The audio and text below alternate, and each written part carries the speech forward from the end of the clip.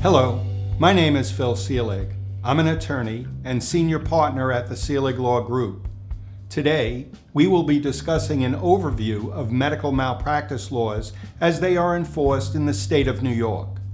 Each state enacts similar laws to govern the standard for suing a medical practitioner or medical facility that committed malpractice. If your case is in another state, this video may be informative. However, you should contact an attorney in your jurisdiction to find out if your case is worth pursuing. Medical malpractice occurs when a medical provider, such as a doctor, hospital, clinic, or nursing home, deviates from accepted standards of care, resulting in injury or further illness to a patient. Some examples of malpractice include inadequate nursing home care, resulting in a loved one's bed sores or serious fall. Failure of a surgeon to ensure an infection does not become septic, or failure of the doctor to properly diagnose or unnecessarily delay a diagnosis, which results in a more severe and long-term illness or even death. There are specific time frames within which to file a malpractice claim with the court. In New York, you have 2.5 years to file such a claim. The start of the 2.5-year statute begins with the act that caused the injury.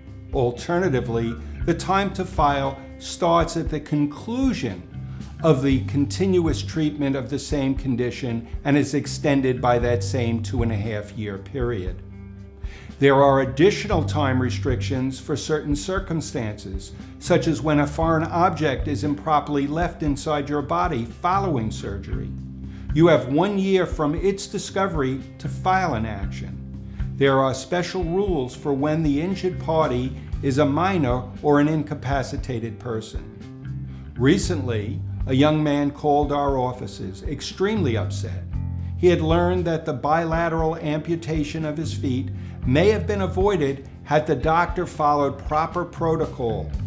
We assured him that if the medical evidence demonstrates a deviation from accepted norms of practice resulting in the amputation of both of the patient's feet, we will be seeking restitution from those responsible for this irreversible tragedy.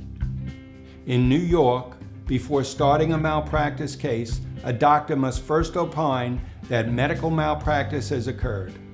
Once the case is initiated, the plaintiff must permit an examination by the defendant's doctor and undergo questioning at a pre-hearing deposition. Your medical expert will be required to be questioned before trial as well. All medical records concerning your case will become available for consideration. You will have the opportunity to have your attorney question the opposing party and their witnesses. The case can be settled for agreed-to damages or awarded by a jury or a judge. Damages include compensation for medical costs, lost wages, pain, and suffering. Additional punitive damages are awarded where fraud is proven. There are specific guidelines for legal fees which are statutorily restricted and only paid upon a successful outcome. In other words, your legal team gets no money unless your case is won.